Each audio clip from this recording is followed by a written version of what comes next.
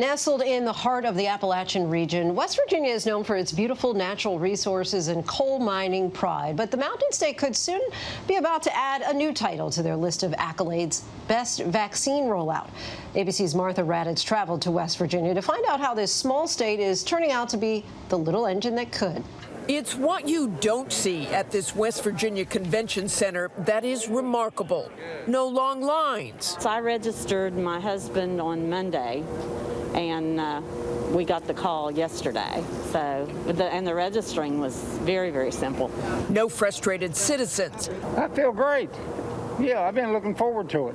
No sign saying come back when shots are available. So you would say the big difference in why it's been so successful here is just that very early planning for rollout. We stood up Health Command on March 13th of 2020, before we even had our first case here in West Virginia. Yes, they started planning nearly a year ago. And West Virginia, by most measures, has had a vaccine rollout far more successful than the rest of the country.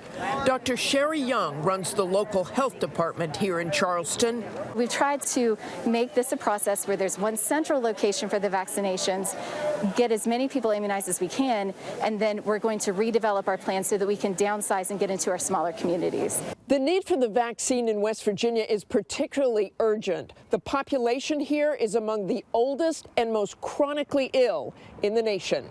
One key factor, the logistic capabilities of the National Guard. When the precious vials arrive in state, the Guard distributes them to 5 hubs. Within hours, they are sent to local drugstores and health clinics in each of the 55 counties. How big a difference has the Guard made? Tremendous, because that's their logistics is their thing. Use what you have that's been trained for logistics. You tell them you need something done, you tell them the time you want it done, it'll get done. But this average is 250. Once on site, every part of the process, from the check-in to the shots to the 15-minute wait afterwards, is constantly monitored. We can track every half hour or hour the speed of which we're moving people through. And it allows me to shift my sectors so I can give people lunch breaks or just simply a break. Because of this tracking, West Virginia has been able to distribute more than 83% of its doses, the highest of any state, while other states are struggling to administer even half of their allotments. Every single vaccine that comes into this state, before the end of the week, we've got it in somebody's arm. Jim Justice has been the governor here since 2017. One of the things you did is go through local pharmacies. Right. You didn't depend on the bigger Walgreens and CVS because you don't have a lot of those that people can get to in the state, right?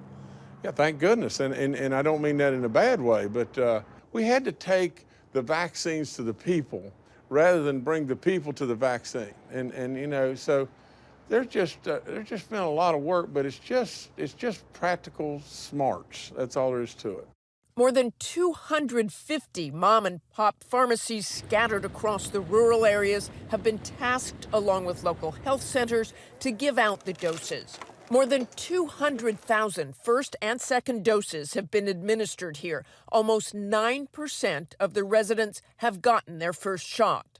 If we had an unlimited supply of vaccines, we would have every single breathing 65-year-old plus vaccinated by Valentine's Day.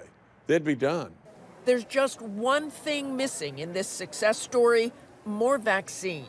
In terms of federal government, what would have been more helpful, or what would be more helpful going forward? It would be more vaccines, because despite all the people that you see here today, even though we're going to today do over almost 3,000 vaccinations, that's first doses and second doses combined.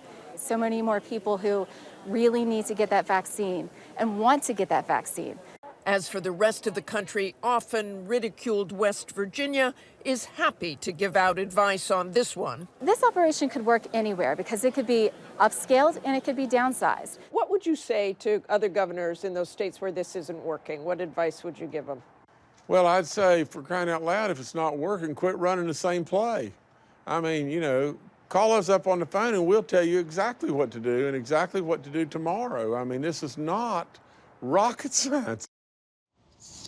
If it's not working, quit running the same play like that. Martha Raddatz, our thanks to her. Hi, everyone. George Stephanopoulos here. Thanks for checking out the ABC News YouTube channel. If you'd like to get more videos, show highlights, and watch live event coverage, click on the right over here to subscribe to our channel. And don't forget to download the ABC News app for breaking news alerts. Thanks for watching.